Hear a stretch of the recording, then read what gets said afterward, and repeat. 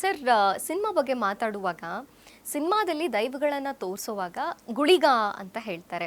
ಶಿವಗುಳಿಗ ಇರಬಹುದು, ಶಿವನ ಗಣಗಳೇ ಅಂದರೆ ಅಗ್ನಿಗುಳಿಗ, ರಾಹುಗುಳಿಗ, ಕ್ರೋಧಗುಳಿಗ, ಜಲಗುಳಿಗ, ವಾಯುಗುಳಿಗ, ಈ ಥರ ಎಲ್ಲ ಹೇಳ್ಕೊಂಡು ಬರ್ತಾರೆ. ಅದಕ್ಕೆ ತನ್ನದೇ ಆದಂಥ ರೂಪಗಳು ಇದೆ ಅನ್ನೋವಂಥದ್ದು. ಸೊ ಏನು ಸರ್ ಇದು ಗುಳಿಗ? ಏನು ಅದರ ಆ ದೈವಗಳಿಗೆ ಹೇಗೆ ಏನು ನೋಡಿ, ಅನ್ನೋದು? ಈ ಗುಳಿಗ ಏನಿದೆ ಒಂದು ಭೈರವ ಫಾರ್ಮು ಆ್ಯಂಡ್ ಒಂದು ಪ್ಲ್ಯಾನೆಟ್ಸ್ಗಳಿಗೆ ಕನೆಕ್ಟ್ ಆಗುತ್ತೆ. ಹೇಗೆ ಅಂತಂದರೆ ಅಗ್ನಿಗುಳಿಗ ಬಂದು ಸೂರ್ಯ ಅಂತೀವಿ, ಫೈರ್ ಆಫ್ ಪ್ಯೂರಿಫಿಕೇಷನ್, ಬರ್ನ್ಸ್ ಕರ್ಮ ಮತ್ತು ಗಿವ್ಸ್ ವಿಟ್ಯಾಲಿಟಿ ಅಂತೀವಿ. ಮತ್ತು ಜಲಗುಳಿಗ ಬಂದು ಚಂದ್ರನ ಸಂಕೇತ ಅಂತೀವಿ. ಆಮೇಲೆ ಕ್ರೋಧ ಗುಳಿಗ ಬಂದು ಮಂಗಳ ಗ್ರಹ ಕನೆಕ್ಷನ್ ಸೂಚನೆ ಮಾಡ್ತಾನೆ. ಆಮೇಲೆ ಇವನು ಯಾರು ವಾಯುಗುಳಿಗ, ಅವನು ಬಂದು ಬುಧ ಗ್ರಹ ಇದು ಮಾಡ್ತಾನೆ. ಆಮೇಲೆ ಗುರು ಗ್ರಹ ಬಂದು ಆಕಾಶ ಗುಳಿಗ ಇದ್ದಾನೆ, ಆಯಿತಾ. ವಿಸ್ಡಮ್, ಎಕ್ಸ್ಪ್ಯಾನ್ಷನ್ನು, ಸೆಪ್ಟಲ್ ಎನರ್ಜೀಸ್ ಎಕ್ಸ್ಪ್ಯಾನ್ಷನ್ಸು, ಆಸ್ಟ್ರಲ್ ಟ್ರಾವೆಲಿಂಗ್ ಎಲ್ಲ ಅಂತೀವಲ್ಲ, ಅಲ್ಲಿ ಕನೆಕ್ಷನ್ ಇದೆ. ಆಮೇಲೆ ಶುಕ್ರಗೆ ಭೂಗುಳಿಗ, ಆಯಿತಾ. ಅರ್ತ್ಲಿ ಮ್ಯಾಗ್ನೆಟಿಸಮ್, ಸ್ಟೆಬಿಲಿಟಿ ಇದು ಬರುತ್ತೆ. ಮತ್ತು ಶನಿ ಕಾಲ ಗುಳಿಗ ಅಂತ ಅಂತೀವಿ, ಶನಿ ಪ್ರಭಾವ ಇರುವಂಥದ್ದು, ಅವನು ಕರ್ಮ ಬರ್ತಾನೆ. ಸೊ ರಾಹು ಕೇತು ಇದು ಏನಂತೀವಿ ಅಂತಂದರೆ, ಒಂದು ಸ್ಪಿರಿಟ್ ಆ್ಯಕ್ಟಿವೇಟ್ ಆಗಬೇಕಂದ್ರೆ ಮೇಡಮ್, ಅಥವಾ ಒಂದು ವಾಮಾಚಾರ ಅಂತ ಇದು ಮಾಡಬೇಕಂದ್ರೆ ರಾಹು ಕೇತು ಎಲ್ಲಿ ಯಾವ ಸ್ಥಾನದಲ್ಲಿ ಯಾವ ಮನೆಯಲ್ಲಿ ಇದೆ ಅಂತೆಲ್ಲ ನೋಡ್ತಾರೆ ಅಸ್ಟ್ರಾಲಜಿ. ಆಯಿತಾ. ಇವಾಗ ಯಾರೋ ಒಂದು ತಂತ್ರ ಸಾಧನೆಯಲ್ಲಿ ಭಾಳ ಚೆನ್ನಾಗಿದ್ದಾನೆ, ಅಥವಾ ಇವ್ರು ರಿಷಬ್ ಶೆಟ್ಟಿನೇ ಈ ಲೆವೆಲ್ಲು ಆ್ಯಕ್ಟಿಂಗ್ ಮಾಡಿದ್ದಾರೆ, ಆ ಎನರ್ಜಿ ಎಲ್ಲ ಇನ್ವೈಟ್ ಮಾಡ್ಕೊಂಡು ಮಾಡಿದ್ದಾರೆ ಅಂದರೆ ರಾಹು ಉಚ್ಚ ಸ್ಥಾನದಲ್ಲಿದ್ದಾನೆ ಅಂತ ಹೇಳೋದಕ್ಕೆ ಇಷ್ಟಪಡ್ತೀನಿ, ನಿಖರವಾಗಿ ಹೇಳ್ತೀನಿ. ಇವಾಗ ಸಿನಿಮಾ ಎಲ್ಲ ನೋಡಿದ್ಮೇಲೆ ಏನು ಅನಿಸುತ್ತೆ ಎಲ್ಲರಿಗೂ, ಒಂಥರ ಕಣ್ಣಲ್ಲಿ ನೀರು, ಆನಂದ ಭಾಷ್ಮ, ಒಮ್ಮೆ ವಾವ್ ಅಂತ. ಅದು ಕೇತು. ಓಕೆ. ಲಿಬರೇಷನ್ ಅಂತ ಅಂದರೆ ಮೋಕ್ಷ ಅಂತ, ಮೋಕ್ಷ ಅನುಭವ ಅಂತಂದರೆ ಈ ಸಿನಿಮಾದಲ್ಲೇ ಇದೆ ನೋಡಿ. ಈ ಸಿನಿಮಾ ನೋಡಿ ಒಂದೆಲ್ಲ ಲಾಸ್ಟಿಗೆ ಬಂದಮೇಲೆ ಅವನು ಏನಂತೀವಿ ಹೀರೋ ಕ್ಯಾರೆಕ್ಟರ್ ಸ್ಟಾರ್ಟಿಂಗಿಂದ ಸ್ವಲ್ಪ ಮಿಸ್ಟಿಕಲ್ ಆಗಿರುತ್ತೆ, ಮಿಸ್ಟೀರಿಯಸ್ ಆಗಿರುತ್ತೆ. ಸಡನ್ನಾಗಿ ಏನಂತೀವಿ ಅಪ್ ಹೋಗ್ತಾನೆ, ಸಡನ್ನಾಗಿ ಡೌನ್ ಬರ್ತಾನೆ. ಏನು ನಡೀತಾ ಇದೆ ಜನಕ್ಕೊಂದು ಟೆನ್ಷನ್ ಇರುತ್ತೆ, ಅದೇ ರಾಹು. ಸಿನಿಮಾ ಏನೇನು ಲಾಸ್ಟಲ್ಲಿ ಎಲ್ಲ ಆದಮೇಲೆ ಒಂದು ಕಣ್ಣಲ್ಲಿ ನೀರು, ಆ ಶಿವನ ದೇವಸ್ಥಾನ, ಆ ಬ್ರಹ್ಮ ಕಳಶ ಸ್ಥಾಪನೆ, ಆ ಮದರ್ ಸೆಂಟಿಮೆಂಟ್, ಅದೆಲ್ಲ ಏನನ್ಸುತ್ತೆ ಲಾಸ್ಟಲ್ಲಿ ಭಗವಂತ ಅಲ್ವಾ, ವಾವ್ ಅಂತ ಅನ್ಸುತ್ತಲ್ಲ, ಅದು ಮೋಕ್ಷ, ಅದು ಕೇತು. ಎಮೋಷನ್ಸಲ್ಲೂ ಕೂಡ ರಾಹು ಕೇತುಗಳಿದ್ದಾರೆ. 100%. ಪ್ಲಾನೆಟ್ಸ್ ಪ್ರಭಾವನೆ ನಾವಲ್ವಾ. ಸಿನಿಮಾವನ್ನ ನೋಡಿ ಸಾಕಷ್ಟು ಜನರಿಗೆ ಆವೇಶ ಬರುವಂಥದ್ದು, ಥಿಯೇಟರ್ನಲ್ಲಿಯೇ ಸಿನಿಮಾ ನೋಡುತ್ತಿದ್ದ ಹಾಗೆ ಆವೇಶದಿಂದ ಕೂಗಾಡುವಂಥದ್ದು, ಮತ್ತು ಸಿನಿಮಾ ಥಿಯೇಟರ್ನಲ್ಲೇ ಸಾಷ್ಟಾಂಗ ಹಾಕಿ ಆವೇಶವನ್ನು ತೋರಿಸುವಂಥದ್ದು, ಸಿನಿಮಾ ಥಿಯೇಟರ್ ಹೊರಗೆ ಬಂದ ಮೇಲೂ ಕೂಡ ಅದೇ ಆವೇಶದಲ್ಲಿರುವಂಥದ್ದು, ಕಿರ್ಚೋದು, ಕೂಗೋದು, ಇದೆಲ್ಲ ದೈವ ಅವ್ರ ಮೈ ಒಳಗೆ ಬರುತ್ತಾ, ಅಥವಾ ಇದು ದೈವ ಅಲ್ಲ ಅಂತ ಆದರೆ ಇನ್ನೇನು? ಯಾಕಂದರೆ ಈ ಪ್ರಶ್ನೆನ ಯಾಕೆ ಕೇಳ್ತಿದ್ದೀನಿ ಅಂದರೆ, ತುಳುನಾಡಿನಲ್ಲಿ ದೈವ ಸಂಸ್ಕೃತಿಯನ್ನು ಪಾಲನೆ ಮಾಡ್ಕೊಂಡು ಬರ್ತಿರೋ ಅಂಥವ್ರಿಗೆ ಅವ್ರದ್ದೇ ಆದಂಥ ಪರಂಪರೆ ಇದೆ. ಇದೇ ಜನಾಂಗದವ್ರು ಈ ದೈವವನ್ನೇ ಹಾಕ್ಕೋಬೇಕು, ಇದೇ ಜನಾಂಗದವ್ರು ಈ ಥರ ಪರಂಪರೆಯನ್ನು ಫಾಲೋ ಮಾಡೋರು ಮಾತ್ರ ದೈವವನ್ನು ಕಟ್ಕೊಳ್ಬೇಕು ಅಂತ ಅದನ್ನೇ ಅವರು ಫಾಲೋ ಮಾಡ್ಕೊಂಡು ಬಂದಿದ್ದಾರೆ. ಸೊ ದೈವಾರಾಧನೆ ಮಾಡುವಂಥ ಪರಂಪರೆಯಲ್ಲಿ ಆ ಜನಾಂಗಗಳಲ್ಲಿ ದೈವ ನಮ್ಮ ಮೇಲೆ ಬರುತ್ತೆ, ಅಥವಾ ದೈವವನ್ನು ನಾವು ನಮ್ಮ ಆವಾಹನೆ ಮಾಡ್ಕೋತೀವಿ ಅಂತಂದಾಗ ಅವರಿಗೆ ಗೊತ್ತಿರುತ್ತೆ, ಆ ಪರಂಪರೆಯನ್ನು ಸಾಕಷ್ಟು ಪದ್ಧತಿಗಳಿರುತ್ತೆ, ಅದನ್ನು ಫಾಲೋ ಮಾಡ್ಕೊಂಡು ಬಂದಿರ್ತಾರೆ. ಸೊ ಅದೊಂದು ಪ್ರಕ್ರಿಯೆ ನಡೆದಾಗ ಊರ ಜನ ಮತ್ತು ಮನೆ ಜನ, ಕುಟುಂಬದವರೆಲ್ಲ ಸೇರಿಸಿ ದೈವ ಕಟ್ಟುವಂಥ ಕಾರ್ಯ, ದೈವಾರಾಧನೆ ನಡೆಯುತ್ತೆ.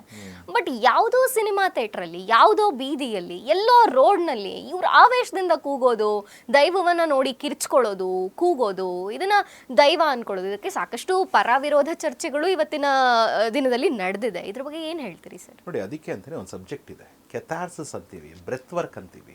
ಓಕೆ.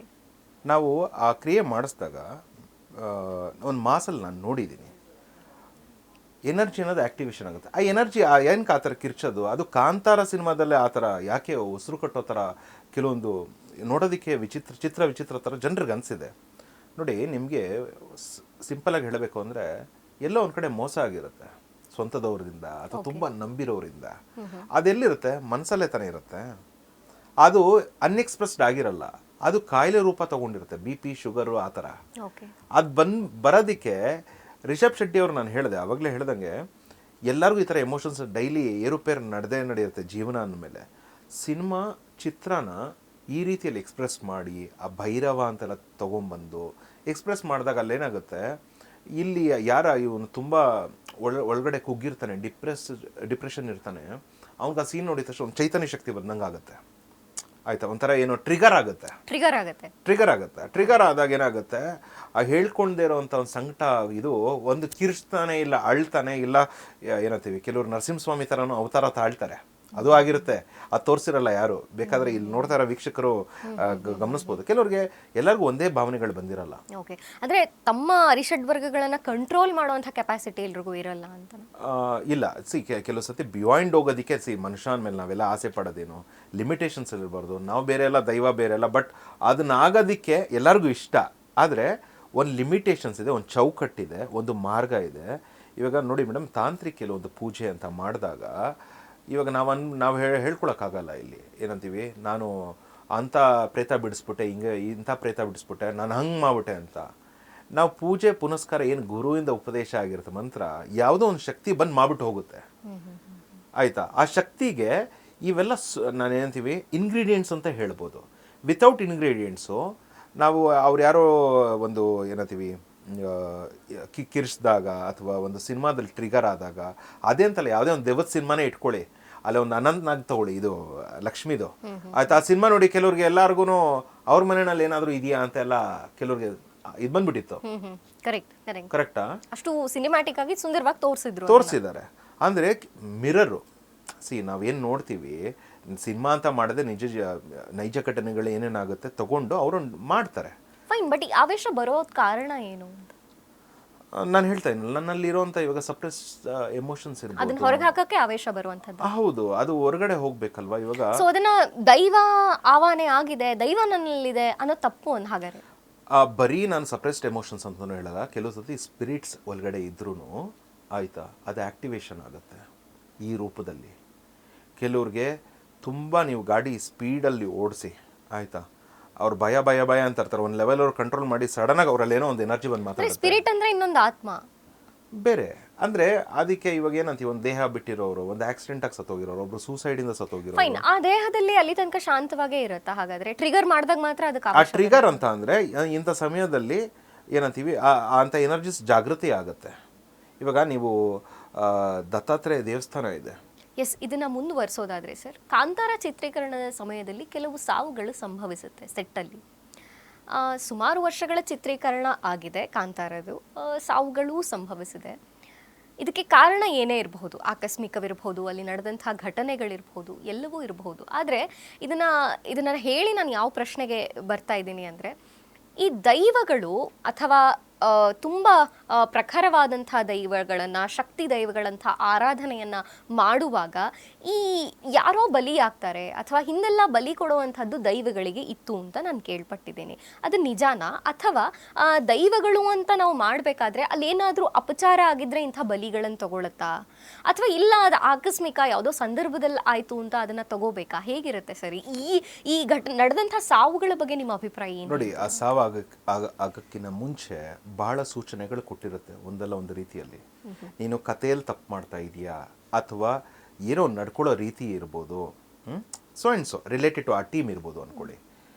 ಅದನ್ನು ನಾನು ತಗೊಂಡಿರ ಅಷ್ಟೇ ತಾನೆ ಅಂತ ಹೋದಾಗ ಪ್ರಾಣನೇ ಹೊಟ್ಟೋಗುತ್ತೆ. ಇನ್ನೊಂದು ಏನಂತ ಅಂದರೆ, ಈ ಥರ ಸಬ್ಜೆಕ್ಟ್ ಎಸ್ಪೆಷಲಿ ಮಾಡಬೇಕಾದ್ರೆ ಭೈರವ, ಪಿಲಚಾಮುಂಡಿ, ಇವೆಲ್ಲ ಏನಿದೆ ಕಾಂತಾರ ಸಬ್ಜೆಕ್ಟ್ಸು, ತುಂಬ ಪ್ರೊಟೆಕ್ಷನ್ಸ್ ಇಂಪಾರ್ಟೆಂಟು. ಯಾಕಂದರೆ this is spirit based energies. Protection ಅಂದರೆ ಯಾವ ಥರ ಸರ್? ನೋಡಿ, ಇವಾಗ ನಮ್ಮ ವೇದ ಇದೆ, ಆಯ್ತಾ, ನಿಮ್ಗೆ ಗೊತ್ತಿದೆ, 4 ವೇದಗಳಿರ್ಬೋದು, ಅಥವಾ ಒಂದು ಹಿರಿಯರ ಮಾತಿರ್ಬೋದು, ತುಂಬ ಅವರ ಮಾತು ನಿಜವಾದ ಯಾರ ಕೋಲ ನಡೆಸ್ತಾರೆ, ಯಾರು ಆರಾಧನೆ ಮಾಡ್ತಾರೆ, ಅವರ ಮಾಹಿತಿ ಇನ್ನೂ ಇವ್ರು ತಗೊಳ್ಳೋದ್ರಲ್ಲಿ ಎಲ್ಲೋ ಒಂಚೂರು ಮಿಸ್ ಆದರು ಅಂತ ನನಗೆ ಒಂದು ಕಡೆ ಎಲ್ಲೋ ಇದಿದೆ. ಯಾಕಂದರೆ ಈ ಸತಿ ನಾನು ಇನ್ನಷ್ಟು ಜಾಗೃತಿ, ಇನ್ನೂ ಒಂದು ಫೈನ್ ಟ್ಯೂನಿಂಗ್ ಬೇಕಾಗಿತ್ತು ಅಂತ ಅನ್ಸುತ್ತೆ. ಯಾಕಂದರೆ ನಾನು ಕೆಲವೊಂದು ಮಂಗಳೂರು ಸ್ನೇಹಿತರು ನಾನು ಮೀಟ್ ಮಾಡಿದಾಗ ಅವ್ರು ಹೇಳಿದ್ರು ಒಂದು ಮಾತು, ನನಗೆ ಪ್ರಶ್ನೆ ಮಾಡಿದ್ರು. ಬ್ರಹ್ಮ ರಾಕ್ಷಸ ಸೀನಲ್ಲಿದೆ, ಸಂಹಾರ ಮಾಡಕ್ಕೆ ಹೋಗಿ ಶಿವನ ಐಡೆಂಟಿಟಿ ಬರಬೇಕಾ, ಶಿವನ್ ಕೆಳಗಡೆ ಅಲ್ವಾ ಬ್ರಹ್ಮ ರಾಕ್ಷಸ ಇರೋದು ಅಂತ ನನಗೆ ಪ್ರಶ್ನೆ ಮಾಡಿದ್ರು. ಸೊ ಈ ಥರ ಚಿಕ್ಕ ಚಿಕ್ಕ ವಿಚಾರಗಳು ಸಿನಿಮಾ ಮಾಡಿದ್ದಾರೆ, ಇನ್ನೂ ಒಂಚೂರು ಕರೆಕ್ಟಾಗಿ ತಿಳ್ಕೊಂಡು ಮಾಡಿದ್ರೆ ಯೂತ್ಸ್ಗೆ ಅಂದ್ರೆ ಸಿನಿಮಾ ಚಿತ್ರೀಕರಣಗಳೆಲ್ಲ ಆದಂತಹ ತಪ್ಪಿನಿಂದ ಈ ಸಾವುಗಳಾಗಿದೆ ಅನ್ಸುತ್ತೆ ನಿಮ್ಗೆ? ಓಕೆ, ಯಾಕಂದರೆ ಇದೆಲ್ಲ ಬಹಳ ಜಾಗೃತಿ ಇರಬೇಕು. ತಂತ್ರ ಅಂದರೆ ನೀವು ಬೆಂಕಿ ಜೊತೆಗೆ ಆಟ ಆಡ್ತಾ ಇದ್ದೀರಾ ಅಂತ. ಆ ಬೆಂಕಿಯಲ್ಲಿ ನೀವು ಅಡುಗೆ ಕೂಡ ಮಾಡ್ಕೊಬೋದು. ಸ್ವಲ್ಪ ಮಾಡಿದ್ರೆ ನಾವೇ ಆ ಬೆಂಕಿಗೆ ಆಹುತಿ ಆಗ್ತೀವಿ. ಯಾಕಂದರೆ ಈ ಸಬ್ಜೆಕ್ಟ್ಸು ಅವರ ರೋಲ್ ಇರ್ಬೋದು, ಆ ಪರ್ಕಾಯ ಪ್ರವೇಶ ಮಾಡ್ಕೊಬೋದು. It may be any energy. Very much protection ಇರಬೇಕು. ಒಬ್ಬರು ಆರ ವೀಕ್ ಇತ್ತು, ಒಬ್ಬರು ಬೇಸ್ಡ್ ಆನ್ ಕರ್ಮ ಎವ್ರಿಥಿಂಗ್.